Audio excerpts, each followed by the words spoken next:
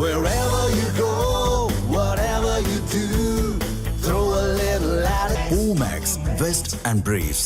தாவேக்கு ஆதரவு நிலைப்பாட்டில் மலைக்கோட்டை பழனிசாமி இணைந்திருக்கிறார். திருச்சி கிழக்குக்கும் ஒரு இடைத்தேர்தல், நிறைய பேர் காத்திருக்காங்க உங்களைப் போலவே. அந்த விலகுனாங்கள்ல ஏற்கனவே திருச்சி கிழக்கை பொறுத்த வரைக்கும் பிரச்சனை இல்லை. மற்ற அந்த 6 தொகுதியில் அவர்களுக்கே வாய்ப்பு கிடைக்குமாங்கிற ஒரு கேள்வி. போனவங்கெல்லாம் ரொம்ப அதிருப்தியாக இருக்கிறாங்க, வராதிங்கன்னு சொன்னாங்களாம், தகவல் வந்துச்சு, இல்லைன்னு அவரே மறுத்து போட்டிருக்காரு. என்ன நடக்குது? ஜனத்தின் குரல் நேயர்களுக்கும் மகேஷனுக்கும் வணக்கம். தமிழ் மக்களின் வளர்ச்சியும் தமிழ்நாட்டு வளர்ச்சியும் தன் மையக்கருத்தாக கொண்டும் இயங்கும் எங்கள் தங்க தளபதி தர்மத்தாயின் தவப்புதல்வன் அண்ணன் விஜய் அவர்களின் ஆசையுடன் தொடங்குகிறேன். நாங்கள் யாரையும் கைவிடுறதும் இல்லை, யாரையும் வேணான்னு சொல்கிறது கிடையாது. மக்கள் நலப்பணிக்காகவும் தமிழ்நாட்டின் மக்கள் நலனுக்காக உழைக்க வர எல்லாரையுமே தயாராக நாங்கள் வரவே இருக்கிறோம். எல்லாருக்கும் பதவி கொடுத்துக்கிட்டே தான் இருக்கோம். இப்போ கட்சி பார்த்திங்கன்னா கட்டமைப்பை வளர்க்கும் நிலையில் இருக்கிறோம்.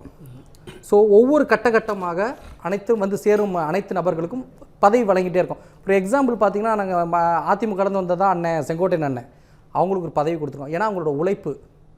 ஆதவர்ஜுனா அண்ணன், சிடிஆர் நிர்மல்குமார் அண்ணன், இது மாதிரி நிறைய எக்ஸாம்பிள்ஸ் இருக்கிறாங்க. ஸோ அவங்கள மாதிரியே இணையிற எல்லாருக்கும் ஒரு காலகட்டத்தில் அவங்களோட தேர்தலுக்கு முன்பு தேர்தலுக்கு பின்பு யாருங்க வந்துடாதீங்க, போனவங்களுக்கே மரியாதை இல்லை அப்படின்னு சொல்கிறாங்கிற தகவல் வருது. அதிகாரப்பூர்வமான தகவல், உறுதியான தகவல் அப்படிலாம் வந்துகிட்டு இருக்கு செய்திகள். அவங்க அதாவது ஒரு கட்சியில் நான் ஒரு மாவட்ட செயலாளராக இருக்கிறேன், இங்கே வந்தோன்னா அதே மாவட்ட செயலாளராக கொடுக்குறேன் அப்படின்றது மாதிரி அந்த மாதிரி கட்டமைப்பு எங்கள்கிட்ட கிடையாது. எங்களை பொறுத்த வரைக்கும் மக்கள் நலப்பணியும் தலைமைக்கான கீழ்ப்படிந்து நடக்கிற முறையும் இதெல்லாம் யாருக்கெல்லாம் இருக்கோ நாங்கள் கொடுத்துக்கிட்டே தான் இருக்கோம். இப்போ வரப்போகிற தேர்தலில் நல்ல களப்பணி ஆற்ற போகிறது யார், மக்கள் பணி ஆற்ற போகிறது யாருன்னு பார்த்துக்கிட்டே தான் இருக்கிறாங்க எங்கள் தளபதி. அதெல்லாம் எல்லாருக்குமே தர ரெடியாக இருக்கிறோம். இப்போ மொத்தமாக கொடுக்க முடியாது. ஆரம்ப காலகட்டத்திலேருந்து மக்கள் இயக்கத்திலேருந்து உழைச்சி தாவேகா கட்சிக்காக உழைச்சி நிறைய பேர் வெளியில் இருக்காங்க.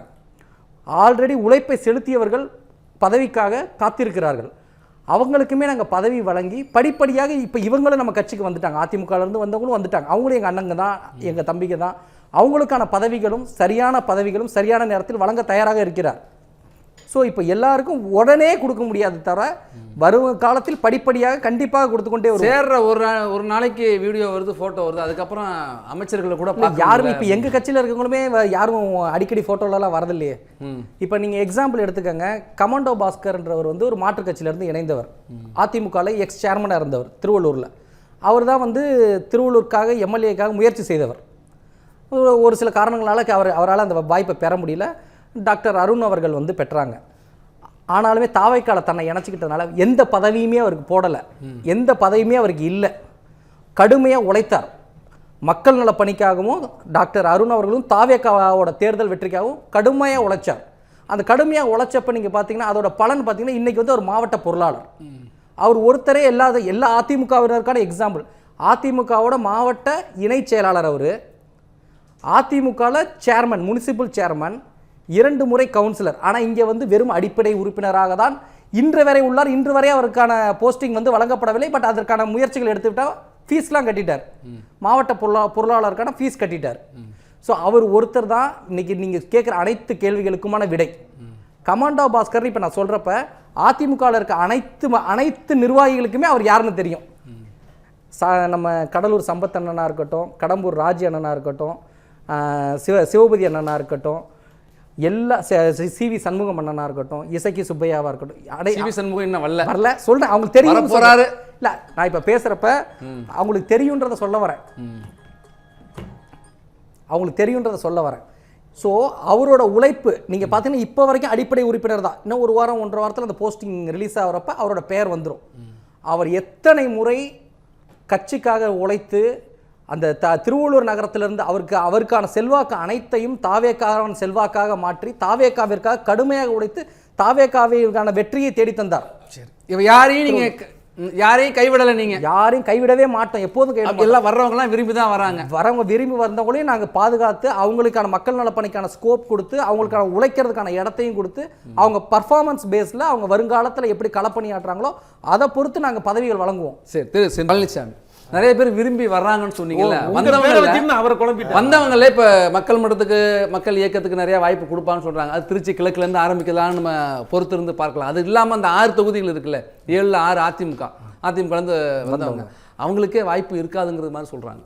இல்லை வாய்ப்பு இருக்காதுன்னு நம்ம யூகத்திலையும் ஜோசியம் தான் சொல்கிறோம் தவிர அது வரப்போ அறிவிக்கிறப்ப தான் தெரியும் அவங்களுக்கு தலைமையிட்ட எப்படி இருக்கிறாங்க, இப்போ களப்பணி எப்படி ஆற்றிக்கிட்டு இருக்காங்க, திரும்பி ரிசைன் பண்ண பிறகு தாவேக்காவா அந்த மக்கள் நலப்பணி எப்படி ஈடுபட்டுக்கிட்டு இருக்காங்கன்றதெல்லாம் நீங்கள் இப்போ சொல்கிறீங்கல்ல, அதுதான் அவங்களுக்கு ஒரு அச்சத்தை ஏற்படுத்தி ஏன்டா போனோம்னு இருக்காங்க. அப்படிலாம் இல்லை. நீங்கள் இப்போ அண்ணன் புகழேந்தி அண்ணன் சொன்ன வார்த்தையிலேயே அதுக்கு 1000 அர்த்தங்களும் உண்டு. நாங்கள் அனைவரும் விரும்பி எந்த ஒரு பதவி எதிர்பார்ப்பும் இன்றி வந்து ஒரு களப்பணி ஆற்றிக் கொண்டிருக்கிறோம். அரசியலில் பதவி எதிர்பார்க்காம போவாங்களா? தாவேக்காவின் தலைமை பண்பை பிடித்தும் தாவேக்காவின் நேர்மை, தளபதி விஜய் அவர்களின் நேர்மை பண்பை பிடித்து தான் வந்தோம் என்று அண்ணன் புகழேந்தி சொல்கிறார். அதே மாதிரி தான் நான் கடலூர் அண்ணன் முன்னாள் அமைச்சர் சம்பத்தனும் அதே தான் சொல்கிறாரு. நம்ம எம்ஆர் விஜயபாஸ்கர் அண்ணன், விஜயபாஸ்கர் அண்ணன் எல்லாருமே அதை தான் சொல்கிறாங்க. எங்களுக்கு பதவிலாம் வேணாம், நாங்கள் நேர்மையானவங்களோட இருந்து மக்களுக்கு நேர்மையான களப்பணிகளையும் சேவைகளையும் செஞ்சால் போதுன்றாங்க. ஆனாலுமே அவங்களோட களப்பணி ஆற்றிக்கிட்டு இருக்கிறாங்க, தொடர்ந்து பண்ணுறாங்க. ஸோ அவங்களோட பேஸ்ட் ஆன் த பர்ஃபார்மன்ஸ் அவங்க இனி வருங்காலங்களில் எப்படி ஒர்க் பண்ண போகிறாங்க, உழைக்க போகிறாங்க, கட்சிக்கு எப்படி விசுவாசமாக இருக்க போகிறாங்க, மக்களுக்கு எப்படி உண்மையாக இருக்கிறாங்க, நேர்மையை எப்படி வழிநடத்தி கொண்டு போகிறாங்களோ அதை கவனிச்சுக்கிட்டே இருக்கிறார் எங்கள் தளபதி. இன்னொன்று நலம், இவர் அண்ணன் சொன்னாங்க 750 கோடி வந்து தாய்மாமன் சீர்திட்டம் கொடுக்குறான்னு. தாய்மாமன் சீர்திட்டம் ஏன் கொடுக்குறேன்னா, நம்ம குடும்பம் எவ்வளோ ஏழ்மையாக இருந்தாலும் நம்ம அப்பா என்ன பண்ணுவாங்க, தீபாவளி பொங்கல்னு வந்தால் ஒரு இடத்துல கடன் வாங்கியாச்சும் நமக்கு சட்டை பேண்ட் வாங்கி கொடுப்பாங்க. ஏன் அவன் குடும்பமே சோத்துக்கே வழி இல்லாமல் இருக்கு, ஏன் அவன் பிள்ளைகளுக்கு இன்றைக்கி தீபாவளிக்கு ஆட்டம் கேட்குது, தீபாவளிக்கு எதுக்கே வெடி வாங்கி கொடுக்குறேன்னு பக்கத்து வீட்டுக்கிறேன். என் பிள்ளைகளுக்கு வந்து தீபாவளி அன்னைக்கு எல்லா பிள்ளைகளும் மாதிரியுமே சந்தோஷமாக இருக்கணும் அப்படின்னு ஒரு தந்தையன் குணம். அவர் தளபதி விஜய் அவர்கள் ஒரு தந்தையாவும் தாய்மாமனாவும் அங்கே நின்று சிந்திக்கிறார்.